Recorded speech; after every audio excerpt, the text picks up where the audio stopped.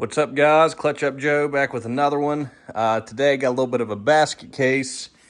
So this here, after doing some research, I found out this is a 1996 yz250.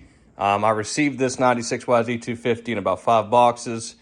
I've been working the past couple days and sorting everything. Came with 2 motors. So I had to decipher what motor, what parts went to what. I mean, I'm talking every gear, every bolt, everything was tore off this thing. For a good friend of mine, he doesn't really have the skill set yet to be able to do something like this, especially a basket case. So I took it over for him. Bike's in pretty good shape.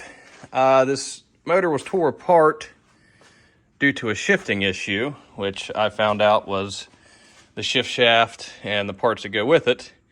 But when I received this bike was tore apart like 10 years ago. So I really received just boxes and boxes of parts that no one really knew what went to what. So I had to sit back.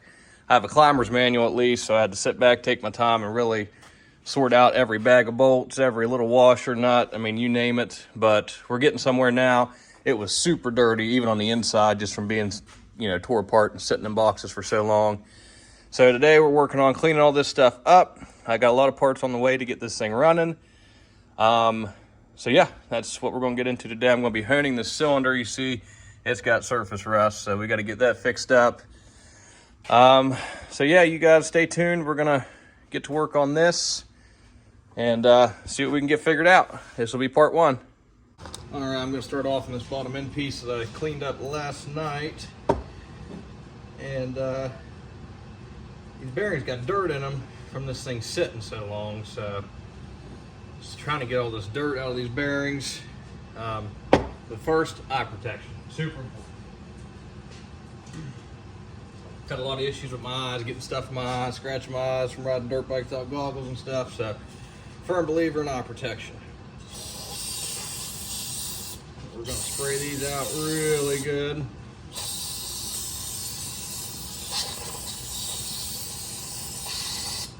I'm gonna get the air compressor fired up here in a second. That way we can get it to blow all this crap out of these bearings. That's the gist of it. I'm gonna clean the crap out of it, blow it all out with the air compressor, and do that to every bearing, every piece of it.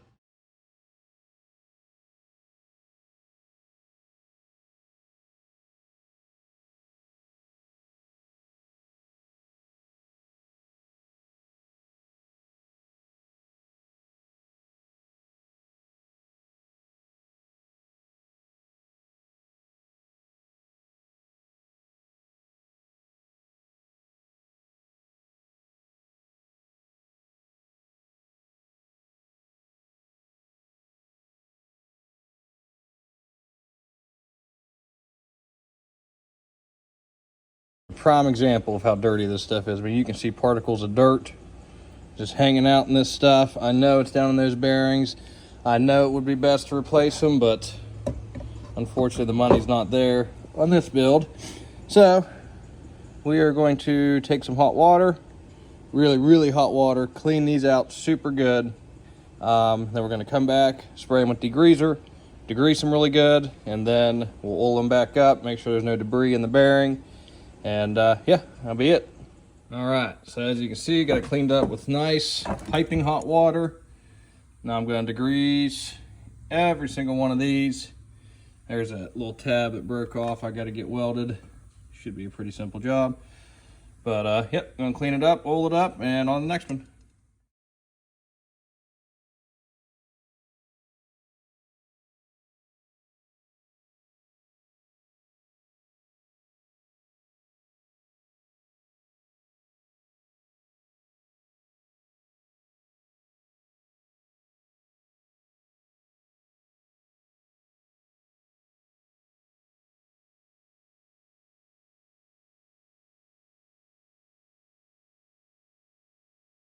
We're going to start tearing into this power valve, get it out. That way I can start honing on this, cleaning this up, and not worry about getting the gunk and stuff all in the power valve.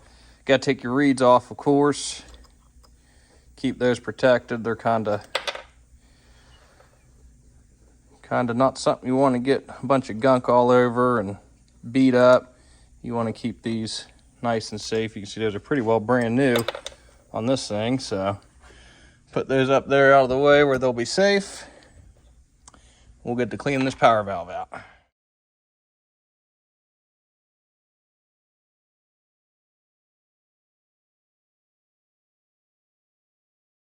If I've ever seen a power valve so freaking dirty. That is all just gunk that I got to get cleaned out of there. Wow. Let's do it. You can see, got the power valve out of the motor there, out of the top end. Super, super nasty it was. I mean, so gross in there. I mean, I don't know if this has ever been cleaned. Of course, this is 1996, so who knows? There's your power valve. Gonna clean everything in there all up. Make sure everything seals good, and yeah, so let's go ahead and do that.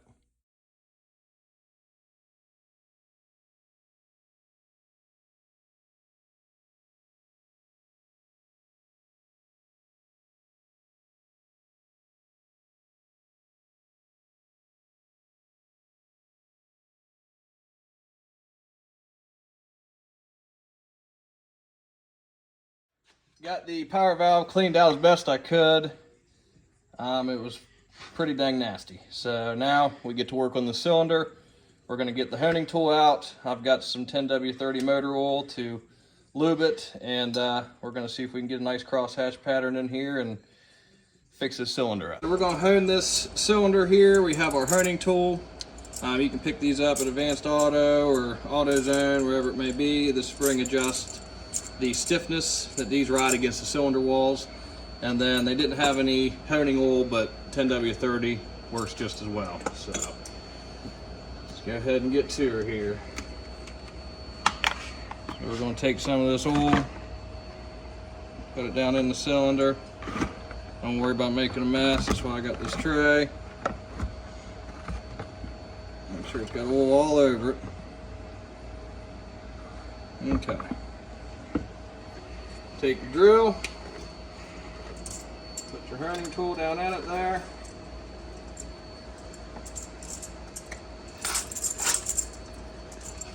Alright. Try to get that over top of it. Take it, go like that. And you want to just go up and down.